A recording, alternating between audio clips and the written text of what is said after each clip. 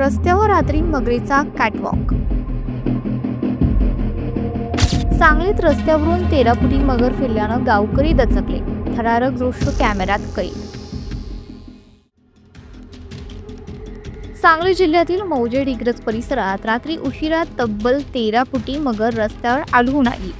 अचानक एवढ्या प्रचंड आकाराची मगर रस्त्याच्या मधोमध दिसताच गावकऱ्यांमध्ये भीती आणि एकच खळबळ उडाली। मौजे डिग्रज रोडवर ओढ्यावरील पुलाजवळ रात्री ही मगर दिसून आली।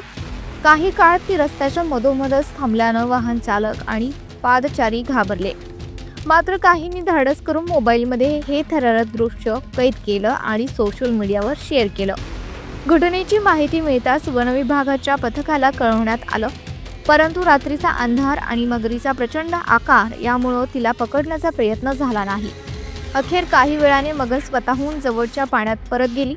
कृष्णा नदीच्या परिसरात पाण्याची पातळी घटल्यानं मगरी गावांच्या हद्दीत येऊ लागल्यात, त्यामुळे नागरिकांनी सावधान राहण्याचे आवाहन वनविभागानं केलं आहे।